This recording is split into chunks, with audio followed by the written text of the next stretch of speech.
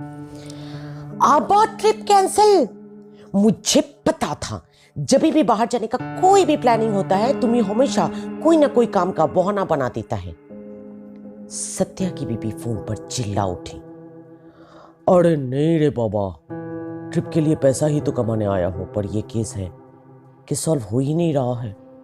सोचा था कि बड़े लोगों का कोई मामूली केस है, 2 दिन में सॉल्व हो जाएगा, पर आज 3 दिन हो गया, कोई भी नतीजा नहीं निकला इस बाकिया का। There was a brown crow। नमस्कार दोस्तों, थ्रिलर ट्यूब में आपका स्वागत है। इस चैनल में मैं आप लोगों के लिए ले आती हूँ थ्रिल और सस्पेंस से भरी कहानियां।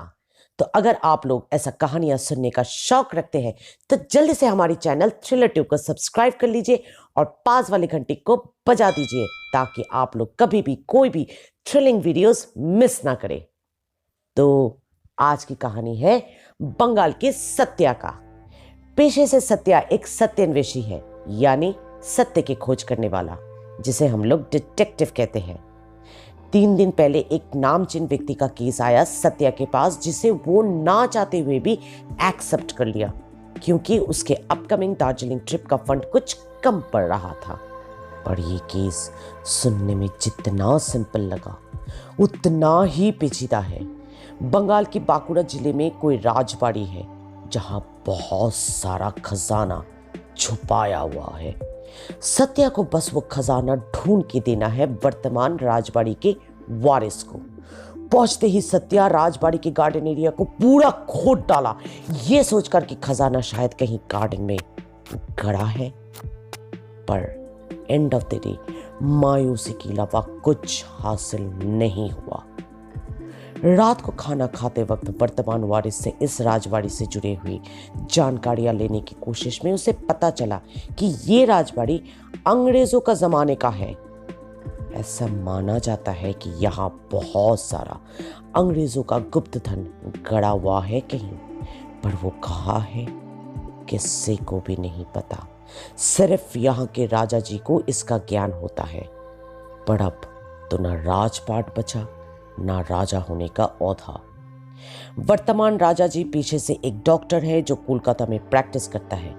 अगर उसे ये गुप्त धन मिल जाए तो वो कोलकाता में एक अस्पताल खोलने का इच्छा रखते हैं।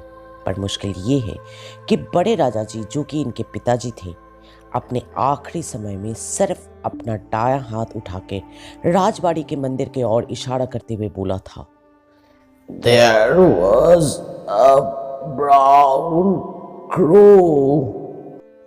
और फिर वो चल बसे।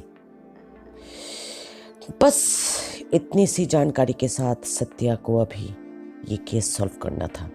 इतना बड़ा राजबाड़ी, वो भी टूटा फूटा। बिल्डिंग का 80% भाग इस्तेमाल करने का लायक तो छोड़ो, चलना फिरना भी मुश्किल था, क्योंकि वो थोड़ा सा भी पैरों के प्रेशर से टूट सकता है। सिर्फ बिल्डिंग के निचले हिस्से का 4 कमरा और एक मंदिर ही वर्तमान में इस्तेमाल होता है। ऊपर से एक इल केप्ट गार्डन, जिसके अंदर कहीं से भी पेड़ पौधे निकलकर कहीं पर भी बढ़े जा रहा है। वहां पता नहीं कितने पक्षी आते होंगे, पर कौवा, वो भी भूरे रंग का। कैसे? कौवा तो काले रंग का होता है ना। सारी रात यही सोचता रहा सत्या, पर किसी भी नतीजे में नहीं पहुंच पाया। अगले दिन राजा जी से अनुमति लेकर मंदिर के अंदर तहकीकात करने लगा। मंदिर लाल मिट्टी का टेराकोटा का बनाया हुआ दिखा, और इसी कारण मंदिर के अंदर पैर रखते ही एक संतुष्टि का अनुभूति हुआ सत्या को। मूर्ति भी टेराकोटा से तराशा हुआ दिखा, जिसपे सोने का जेवरात चढ़ाया हुआ है, पर वो इतना कम है कि उसे गुप्त धन तो नहीं बुलाया जा सकता। पूजा के लिए इस्तेमाल करने वाली बर्तनें, दिया, कोशाकुशी और घंटी भी कुछ ज्यादा कीमती नहीं लगा सत्या को।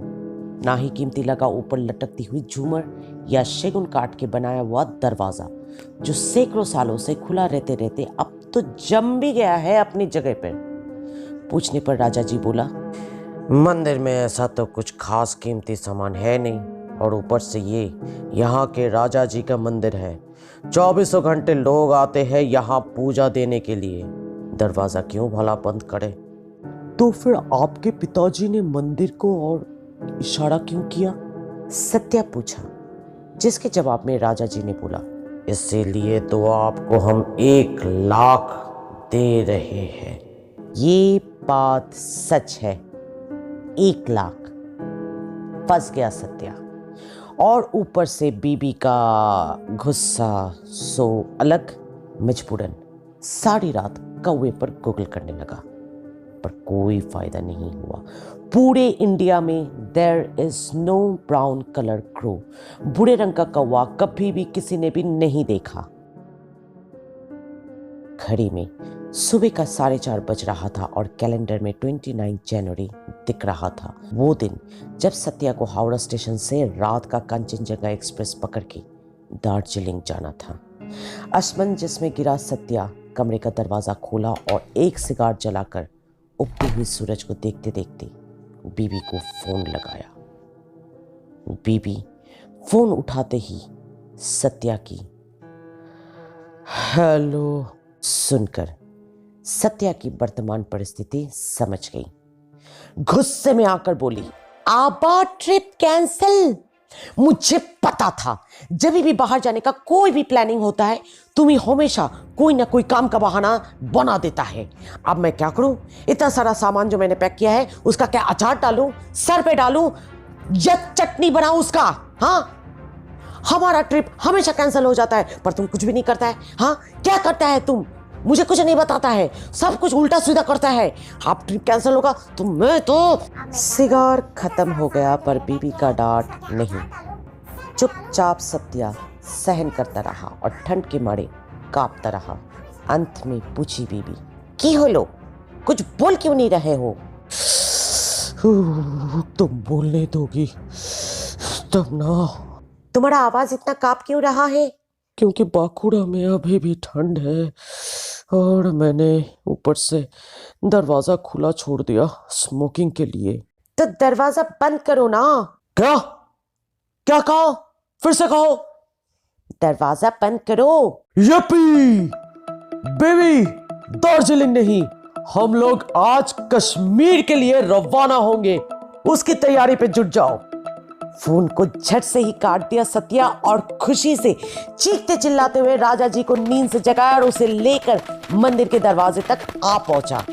फिर बहुत ही उत्सुकता के साथ बोलना शुरू किया, राजा जी, आपके पिताजी अपनी अंतिम समय में भी बुद्धि और चतुराई का प्रमाण दिया, सबके सामने खजाने का पता भी दे दिया और उसे गुप्त भी रखा। There was a brown crow, कोई इंग्लिश का सेंटेंस नहीं, एक हिंदी का सेंटेंस है। उनके अंतिम समय में मौजूद सभी ने सोचा कि अंग्रेजों का जमाने में पैदा हुआ इंसान अंग्रेजी बोल रहा है, पर एक्चुअली उसने हिंदी में मंदिर के दरवाजे की तरफ इशारा करते हुए बोला, दरवाजा बंद करो।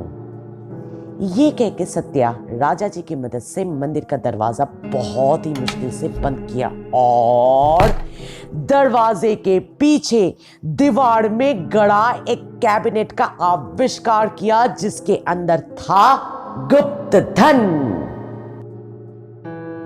आज पहली बार हमने कुछ डिटेक्टिव जैसी कहानी ट्राई किया।